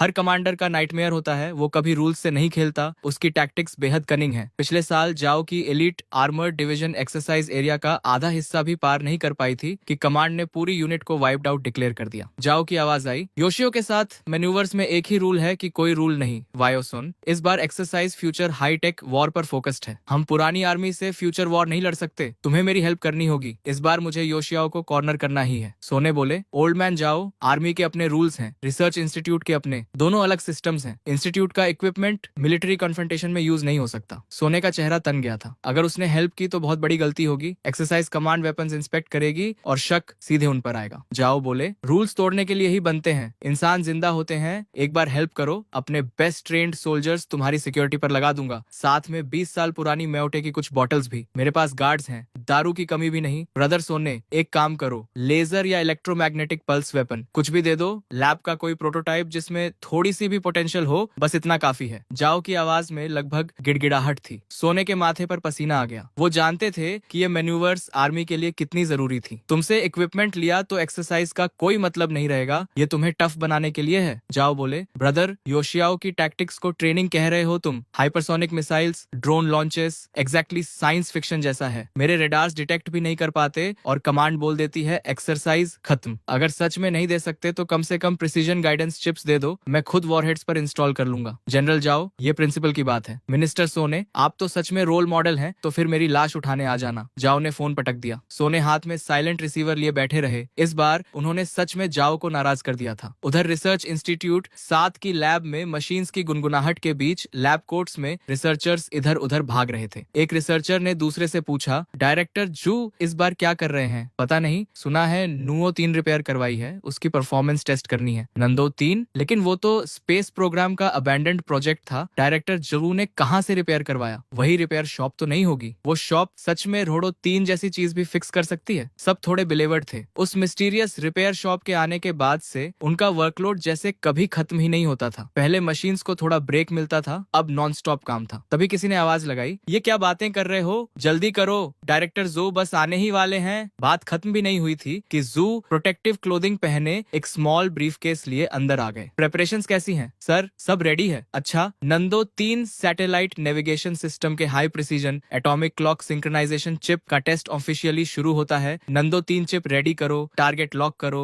सिमुलेटेड इंटरफेरेंस सिग्नल लॉन्च करो, इंटेंसिटी लेवल 5। लेवल 5 अनाउंस करते वक्त एक स्लाइट हेजिटेशन आई क्योंकि लेवल 5 इंटरफेरेंस लगभग वर्स्ट कॉम्बैट कंडीशंस का सिमुलेशन था। ऐसे एनवायरनमेंट में कोई भी state of the art navigation system completely blind हो जाता। शुरू करो। जू देव के कमांड पर ड्रोन मूव करने लगा। प्रोजेक्शन स्क्रीन पर ड्रोन के सारे पैरामीटर्स दिख रहे थे। अगले ही पल एनवायरनमेंट ड्रास्टिकली बदल गया। डेटा स्पाइक होने लगा। कॉम्प्लेक्स इंटरफेरेंस सिग्नल्स ने ड्रोन को कंप्लीटली घेर लिया और जो डिवाइस अभी परफेक्टली स्टेबल थी वो वबल करने लगी। Alert, drone trajectory deviation. जोदेव का चेहरा देखा, डिसअपॉइंटमेंट साफ था। फेलियर, जैसा मुझे डर था। दुनिया सबके साथ फेयर है। शेन योंजो का लिथोग्राफी मशीन रिपेयर करना पहले से ही इनक्रेडिबल था। नांदो सैटेलाइट नेविगेशन सिस्टम उनकी एक्सपर्टीज से बाहर था। लेकिन जैसे ही जोदेव ने निराशी में सिर झुकाया, कमरे में सडनली एक्सक्लेमेशंस गूंज उठे। उन्होंने झट से सिर उठाया और देखा कि होलोग्राफिक स्क्रीन पर एक तीसरा डेटा सेट आ गया था, चिप के खुद के एल्गोरिदम से। उस एल्गोरिदम ने ड्रोन के डेटा को ओवरराइट करके अपना सुपर इम्पोज कर दिया और देखते ही देखते लार्ज स्क्रीन का डेटा स्टेबलाइज हो गया, बिल्कुल स्टिल, और ड्रोन स्काई में सेफली सर्कल करने लगा। ये क्या था? हमारे सैटेलाइट्स में ऐसा कुछ होता है, लेकिन नांडू सैटेलाइट में नहीं था, लेकिन चेन बॉस के पास था। जू के चेहरे पर एक्सट्रीमली स्मग स्माइल आ गई। मैंने अंदर एल्गोरिदम थोड़ा ट्यूक किया था, लेकिन मुझे खुद नहीं पता था कि मेरी रैंडम सी मॉडिफिकेशन से ड्रोन लेवल 5 इंटरफेरेंस में भी सर्वाइव कर लेगा। किसी ने आवाज में वंडर के साथ कहा, इस बंदे को इंस्टीट्यूट में ले आए तो क्या ही बात हो, लेकिन आखिर ये बॉस है कौन? क्या वो सच में कुछ भी फिक्स कर सकता है? भीड़ में क्यूरियोसिटी बढ़ गई। एयरलाइनर मॉड्यूल फॉल्टी था, फिक्स कर दिया। नांडू चिप नंबर 3 फिक्स कर दिया, और हर बार जो उसके हाथ से निकलता है वो पहले से बेहतर होकर निकलता है। ये सुनकर सीन फ्रीज हो गया। सब स्टंट थे। ये डेटा सिर्फ नंदो नंबर 3 की सक्सेस नहीं था, ये यूक्सिया की साइंटिफिक रिसर्च हिस्ट्री में एक अनप्रेसिडेंटेड ब्रेक थ्रू था। इधर जू फोन डायल कर रहे थे। हेलो चेन बॉस, मैं हूँ। रिया चिप नंबर 3 के बारे में, वो जो आपकी शॉप में ऑलमोस्ट डेड हो गई थी। बॉस की आवाज आई, तो कॉल किस लिए? पैसे मांगने? नहीं, गुड न्यूज देने के लिए। आपने जो चिप रिपेयर की वो अब 100th ऑफ अ मिलीमीटर तक स्टेबल है। ट्रूली रिमार्केबल रिजल्ट है। बॉस ने फ्लैट टोन में कहा। ठीक है, और कुछ? जू एक्साइटेडली बात करते रहे, लेकिन दूसरी तरफ से कोई एंथुजियाज्म नहीं था। सरप्राइज नहीं है बॉस इस डेटा से? सरप्राइज क्यों हूँ? मुझे चार्लेटन समझते हो? मेरे प्रिंसिपल्स हैं, तुमसे कुछ 100 युआन लिए हैं। क्या लगता है बेकार लिए? बॉस, वो बात नहीं है। बीप, कॉल कट गई। जू थोड़ा लॉस्ट फील कर रहे थे। लगा जैसे वो खुद ही ट्रैप में फंस गए। एक रिसर्चर ने पूछा, मिस्टर डायरेक्टर ठीक है? हाँ, ये चिप इंस्टॉल करो, मुझे एरोस्पेस डिपार्टमेंट जाना है। रिया नंबर 3 एरोस्पेस डिपार्टमेंट से ही आई थी। उन्होंने कहा था कि ये रिपेयर नहीं होगी और लक ट्राई करने के लिए जो को दे दी थी। उधर शहर के दूसरी तरफ एक military vehicle aerospace systems department की तरफ स्पीड से जा रही थी। बैक सीट में जियो का चेहरा बिल्कुल ठंडरस था। उस स्टबन म्यूल ने हेल्प नहीं की। ठीक है, एरोस्पेस सिस्टम्स डिपार्टमेंट में जेंकीवेन से डायरेक्टली मिलता हूँ, कम से कम यहाँ उड़ने वालों का ख्याल रखा जाता है। इस सोच के साथ जाओ के दिल में उम्मीद जागी। एरोस्पेस सिस्टम्स डिपार्टमेंट के अंदर फिगर्स इधर उधर भाग रहे थे। इंडिस्क्राइबेबल केओस था। जेंकीवेन का ऑफिस किसी ऑफिस जैसा बिल्कुल नहीं लग रहा था। वॉर टाइम कमांड पोस्ट जैसा था। फोन्स लगातार बज रहे थे। भीड़ का आना जाना किसी मार्केट प्लेस से कम नहीं था। सब जैसे हाइपर एक्टिव मोड में थे, बस चेहरों पर अर्जेंट लिखा होना बाकी था। मिनिस्टर साहब, ड्रोन इंजन्स की रिपोर्ट पर सिग्नेचर चाहिए। 1 मिनट रुको मिनिस्टर, लॉन्च कॉम्प्लेक्स 3 के सर्किट्स इंप्रूव करने का प्लान देखना जरूरी है। जेनवेन एक हाथ में फोन पकड़े डेस्क पर बैठे थे, आंखें डॉक्यूमेंट्स पर जमी थीं। उस वक्त वो चाहते थे कि किसी तरह खुद को डुप्लीकेट कर लें। तभी एंट्रेंस से एक एक्साइटेड आवाज आई, ओल्ड मैन, यहाँ कैसे? जो ने खुशी से कहा, नांडू 3 चिप देखो, एनकैप्सुलेशन के साथ हमने नांडू 3 रिपेयर कर दी तुम्हारे लिए। जेनवेन ने हैरानी से कहा, नांडू 3? वो प्रोजेक्ट तो अबैंडन नहीं था, कहाँ से रिपेयर करवाई और परफॉर्मेंस कैसी है? जू बोले, मैंने पहले ही इनिशियल चेक्स कर लिए हैं। प्रिसीजन और एंटी इंटरफेरेंस कैपेबिलिटी देखकर तुम स्पीचलेस हो जाओगे। जेनवेन ने थके हुए लहजे में कहा, बस ओल्ड जू, अभी वक्त नहीं है। ये फाइल्स का पहाड़ देख रहे हो, खुद देखना है तो देखो, आज तुम पर टाइम वेस्ट नहीं होगा। जू ने जोर दिया, लेकिन मैंने सच में फिक्स की है। जेनवेन ने नाराजगी से घूरते हुए कहा, एक बार और साफ बोल देता हूँ, नांदू 3 प्रोजेक्ट को हायर अथॉरिटीज ने बहुत पहले कंडेम कर दिया था। इसे रिपेयर करने में कोलोसल रिसोर्सेज लगते, कोई गारंटी नहीं थी। जू ने कहा, लेकिन मैंने सच में रिपेयर की है। एक बार देख तो लो। नहीं, हाँ हाँ। जेनवेन ने इरिटेशन में ब्रीफकेस दूर धकेल दिया। जू का चेहरा तुरंत उतर गया। पैर के तलवे से सिर तक गुस्से की लहर दौड़ गई। उन्होंने ब्रीफकेस उठाया और बिना एक शब्द कहे ऑफिस से निकल गए। ठीक उसी वक्त एडमिनिस्ट्रेशन बिल्डिंग से एक और फिगर निकली। जो और उनका बॉडीगार्ड, दोनों के चेहरे एक दूसरे से ज्यादा डार्क थे। जो बड़बड़ाए, ये जेनवेन भी बिल्कुल सोमिनेंट जैसा है, प्रिंसिपल का इतना पक्का कि हैंडल करना इम्पॉसिबल है। थ्रेट्स भी किए, फ्लैटरी भी की, लेकिन ये जेनकीवेन टस से मस नहीं हुआ। नंदो 3 की बात करना बेकार गया। तभी कोर्टयार्ड में उन्हें किसी की बड़बड़ाहट सुनाई दी। नंदो, वो एम्बिशियस प्रोजेक्ट जो कुछ समय पहले अबैंडन हो गया था, वो कटिंग एज प्रोजेक्ट? जाओ ने सिर घुमाया और नजर जू से मिली, जिनका चेहरा किसी एंग्री गोस्ट से भी ज्यादा सलन था। गुड मॉर्निंग सर, अभी नांदू 3 की बात कर रहे थे? ये सुनकर जू ने सिर उठाया और फ्रीज हो गए। भगवान, शोल्डर पर स्टार्स देखकर ही समझ आ गया। जनरल, हाँ नांदू 3, हमारे 7वीं इंजीनियरिंग इंस्टीट्यूट ने नांदू 3 चिप रिपेयर कर दी है। लेकिन वो बेवकूफ जेनकीवेन कुछ समझता ही नहीं। बोलता रहा कि नंदो 3 कॉन्टिफेक्टर है। जो ने क्विकली जियो को ग्रीट किया और अपना स्मॉल बॉक्स प्रेजेंट किया। जियो ने कहा, नंदो 3, मुझे लगता था ये प्रोजेक्ट अबैंडन हो चुका था। जो बोले, वो पहले था।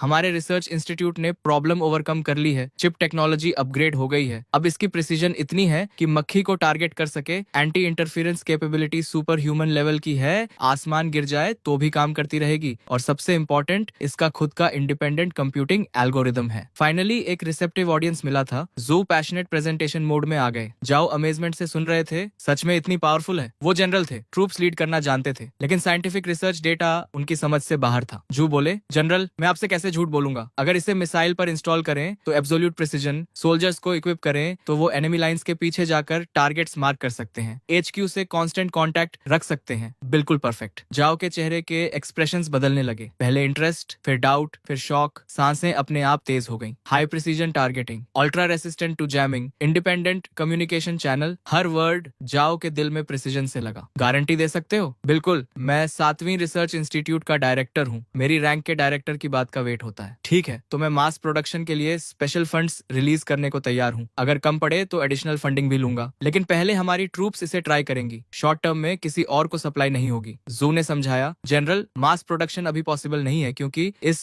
चिप का इंक्रिप्शन प्रोटोकॉल और लॉजिकल ऑपरेशंस इंडिपेंडेंट है। ये एक एंटायरली न्यू सिस्टम है, कल की दुनिया खोलने की है। लेकिन अभी हमारे पास सिर्फ एक की है और हम इसकी इंटरनल स्ट्रक्चर पूरी तरह नहीं समझते। सबसे जरूरी है कि इसे सैटेलाइट से कनेक्ट करना होगा। जाओ ने कहा, चिंता मत करो, हाईएस्ट अथॉरिटीज से रिक्वेस्ट करूंगा कि बेस्ट रिसर्च इंस्टीट्यूट्स तुम्हारी हेल्प करें। इतने पावरफुल देश में फिनिश्ड प्रोडक्ट होते हुए इतनी छोटी चिप डिसाइफर नहीं होगी, ये मैं नहीं मानता। जू ने धीरे से कहा, नहीं होगा जनरल। मतलब देश के सारे इंस्टीट्यूट्स, बताओ किसके पास जाऊं? और तुम कह रहे हो कोई नहीं कर सकता? जाओ की आईब्रोज चढ़ गई। उनकी नजर में फिनिश्ड प्रोडक्ट होना मतलब आंसर की होना था, कॉपी करो और हो गया। नहीं जनरल, रिसर्च इंस्टीट्यूट्स सच में नहीं कर सकते। तो फिर कौन कर सकता है? एक अप्लायंस रिपेयरमैन। क्या? जाओ की आवाज कई ऑक्टेव्स ऊपर चली गई। उन्हें खुद पर शक हुआ कि सुना सही या नहीं। जो रिसर्च इंस्टीट्यूट्स नहीं कर सकते वो एक अप्लायंस रिपेयरमैन को सौंपना है? मजाक कर रहे हो? देश के स्ट्रेटेजिक फ्यूचर का कटिंग एज प्रोजेक्ट है ये। जू ने हाथ जोड़े। जनरल, मैं जानता हूँ अबसर्ड लगता है, लेकिन ये लंबी कहानी है, कुछ वर्ड्स में एक्सप्लेन नहीं होगी। चलिए मेरे साथ, समझ जाएंगे। उधर रिपेयर शॉप में बर्न्ड प्लास्टिक की स्मेल हवा में थी। मैं ट्वीजर्स से एक पुराने एम्पलीफायर पर चावल के दाने से भी छोटा कैपेसिटर रिप्लेस कर रहा था। 80s amplifier repair. Tech point earned 2, current tech point 1940। Tweezers रखते ही मैकेनिकल वॉइस आई। कितने दिन हो गए थे सिर्फ राइस कुकर्स और इंडक्शन कुकटॉप्स रिपेयर करते हुए टेक पॉइंट्स स्नेल की रफ्तार से बढ़ रहे थे। लिथोग्राफी मशीन और नांडू 3 चिप रिपेयर में देखो कितने पॉइंट्स मिले थे। इस रफ्तार से तो सोल्जर का एक्सोस्केलेटन अफोर्ड करना दूर की बात, जानसिंह ने स्पेसशिप के ब्लूप्रिंट्स भी नहीं मिलेंगे। तभी शॉप के सामने एक मिलिट्री व्हीकल रुकी। उस बिल्कुल ऑर्डिनरी सी स्ट्रीट को देखकर जाओ की आईब्राउज चढ़ गईं। जू ने कहा, जनरल आ गए। स्ट्रीट थोड़ी केओटिक है, वेंडर्स की आवाजें हर तरफ से आ रही हैं। काफी लोग हैं, लेकिन किसी भी दूसरी स्मॉल स्ट्रीट से अलग नहीं लगती। जाओ ने सार्कास्टिकली कहा, सीक्रेट बेस यहाँ है और किसी को पता नहीं चलेगा? अंदर कैसे जाते हैं? पासवर्ड क्या है? जो ने जल्दी से कहा, जनरल कोई सीक्रेट बेस नहीं है, कोई स्पेशल एंट्रेंस नहीं, बस यही वो रिपेयर शॉप है। जाओ ने गुस्से से कहा, जोडू, मुझे मजाक के लिए नहीं लाए हो। नांदू 3 जो रिसर्च इंस्टीट्यूट नहीं कर सके उसके लिए इस जगह लाए हो। मिलिट्री मैन्यूवर्स शुरू होने वाले हैं, टाइम वेस्ट करने का शौक है। जू ने कहा, जनरल प्लीज काम डाउन। यहीं पर नांदू 3 रिपेयर हुई थी और कुछ दिन पहले फोटोलिथोग्राफी मशीन की एक्यूरेसी भी यहीं एडजस्ट हुई थी। अगर यहाँ नहीं हो सकता तो दुनिया में कहीं नहीं होगा। जाओ ने चौंकते हुए पूछा, क्या फोटोलिथोग्राफी मशीन्स भी रिपेयर करते हैं यहाँ? वो जू को इंटेंटली देखने लगे। आखिर 7वीं रिसर्च इंस्टीट्यूट का डायरेक्टर है, इस कैलिबर का आदमी मुझे फंसाने के लिए झूठ नहीं बोलेगा। ठीक है, चलते हैं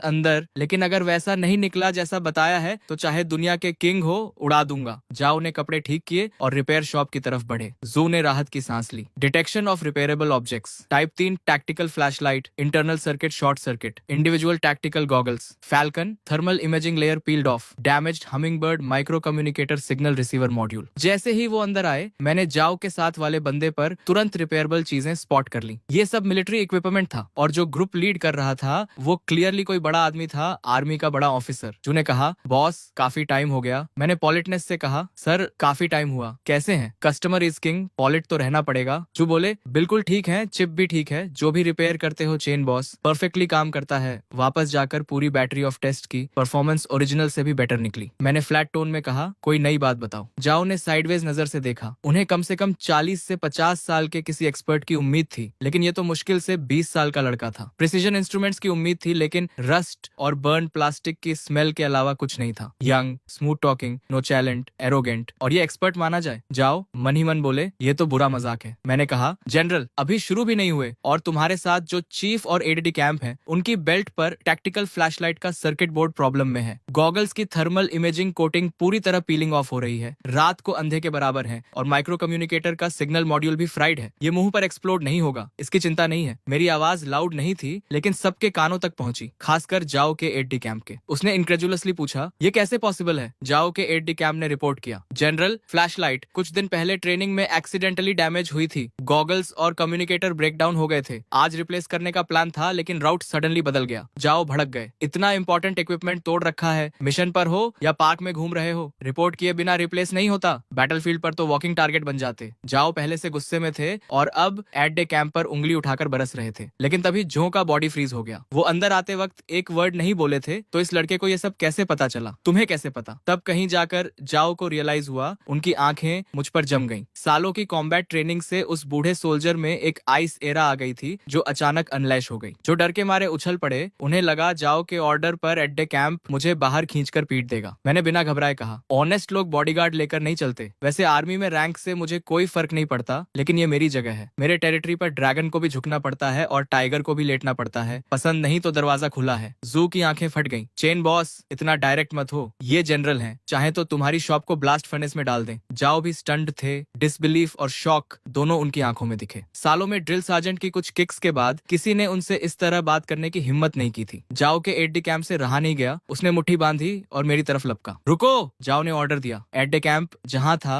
वहीं फ्रीज हो गया और पीछे हट गया। मैंने कामली कहा, ये रिपेयर शॉप है, बॉक्सिंग रिंग नहीं। लड़ना है तो बाहर जाओ। ऊपर से मैं काम था, लेकिन अंदर से डर के मारे जान निकल रही थी। उस बॉडीगार्ड की मसल्स बैगी क्लोथ्स के नीचे से भी दिख रही थी। अगर उसकी मुट्ठी मेरे सिर पर पड़ती तो इस स्टोरी का यही एंड हो जाता। जू ने क्विकली टॉपिक चेंज किया। चेन बॉस, पिछली बार नांडू 3 चिप रिपेयर की थी, हम उसे वॉरहेड पर इंस्टॉल करवाना चाहते हैं, ट्रैकिंग फंक्शन के लिए। क्या कर सकते हो? मुझे सडनली इंटरेस्ट हुआ। ये तो सीरियस मैटर है, आखिर करना क्या है? जाओ ने ग्रेवली देखते हुए कहा, अम्निशन है। हमारी ब्लू आर्मी में एक UIA है, हर बार उससे हारते हैं, इस बार जीतना है। कर सकते हो? मैं समझ गया। अगर मैंने मना किया तो ये सारे पुराने नए हिसाब चुकता कर देंगे। मैंने कहा, बिल्कुल हो सकता है, लेकिन इतने पैसे चाहिए। मैंने 5 उंगलियां उठाई। जू ने खुशी से फोन निकाला भी। 500 हो जाएगा। मैंने रोका, इस बार 50,000। क्यों? पहले 500 थे, अचानक इतना? क्योंकि इनकी शक्ल पसंद नहीं आई, मेरे साथ बदतमीजी की। 50,000 तो दोस्त का भाव है। मैंने जाओ की तरफ इशारा किया। जाओ ने बिना झिझके कहा, 50,000 मंजूर, और काम अच्छा हुआ तो 50,000 और। अगले ही पल पेमेंट कंफर्मेशन का बीप आया और इस तरह ये बड़ा कॉन्ट्रैक्ट मेरे हाथ लग गया। वो मेरा काम सॉल्व कर देंगे, लेकिन ये काम यहाँ नहीं होगा। मैंने कहा, काम तुम्हारी जगह पर होगा। जाओ ने पूछा, क्यों? ये हमारा मेन प्रोजेक्ट साइट है, यहाँ कोई कॉन्फिडेंशियल इन्फॉर्मेशन लीक होने का खतरा नहीं है। मैंने समझाया, कोई ऑफेंस नहीं, लेकिन तुम क्लियरली बड़े आदमी लगते हो। सच में मुझसे नंदो 3 एक सिंगल बुलेट पर माउंट करवाओगे? उसके लिए कम से कम एक सॉलिड शेल चाहिए। वो चीज शहर के बीच में नहीं निकाल सकते। अगर वो कॉन्ट्रैप्शन यहाँ दिखी तो मैं फ्रंट पेज न्यूज बन जाऊंगा। जाओ एक बार फिर स्पीचलेस हो गए, लेकिन इस बार पूरी तरह कन्विंस्ड भी थे। उन्होंने चिप इंस्टॉल करने के बारे में सोचा था, लेकिन ये प्रॉब्लम उनके दिमाग में आई ही नहीं थी। ठीक है, कोई प्रॉब्लम नहीं, तुम दोनों यहीं रुको, मैं अपना सामान लेकर आता हूँ। ये कहकर मैं सीधे पीछे स्टोरेज रूम में चला गया। जू और जाओ दोनों स्टंट खड़े रहे। उन्हें लगा मैं कोई सूटकेस वगैरह लेकर आऊंगा, लेकिन मैं एक घिसा पिटा कैनवस बैग लेकर निकला। जाओ ने हैरानी से कहा, बस यही और इंस्ट्रूमेंट्स? इतने सारे इंस्ट्रूमेंट्स यहाँ हैं, उन्हें क्यों नहीं ले रहे? मैंने डिस्डेनफुल नजर से जाओ को देखा और बोला, मेरा दिमाग ही सबसे बेस्ट इंस्ट्रूमेंट है, और हील घुमाकर दरवाजे से बाहर निकल गया। जो ने धीरे से कहा, खैर टेक्नीशियन तो है, जब तक योशियाओ से जीत दिलाए जो कहे वो गॉस्पल। बाहर आकर मैंने कहा, पैदल आए थे क्या? पूरी कार है बस, प्लेन नहीं है, टैंक नहीं है, लेकिन कम से कम मिलिट्री व्हीकल तो होनी चाहिए। जो ने झट से गार्ड्स को सिग्नल दिया और थोड़ी देर में एक ऑर्डिनरी कार और एक मिलिट्री व्हीकल आ गई। मैंने मन में सोचा, बुरा नहीं, जिंदगी में पहली बार मिलिट्री व्हीकल में बैठने का मौका मिला। चलो। दोनों कार्स तेजी से सड़क पर दौड़ने लगी। मैं बैक सीट पर टेक लगाकर आंखें बंद करके आराम करने लगा। कन्वेंशनल वॉरहेड में चिप ऐड करना, ये काम चेन वेव्स रिपेयर करने से कहीं ज्यादा इंटरेस्टिंग था। कन्वेंशनल वॉरहेड का फ्लाइट पाथ, खासकर टर्मिनल फेज में, कई फैक्टर से इन्फ्लुएंस होता है। Air currents, temperature, humidity, target movement वगैरह। टर्मिनल करेक्शन वो फाइनल फेज होता है जब GIV टारगेट के पास पहुंचने वाली होती है। इंटरनल माइक्रो प्रोपल्सर्स ट्रैक्टरी एडजस्ट करके डिविएशंस करेक्ट करते हैं। कुछ घंटों बाद दोनों कार्स एक हेविली गार्डेड एनकैंपमेंट में स्लोली दाखिल हुई। ऊंची वॉल्स,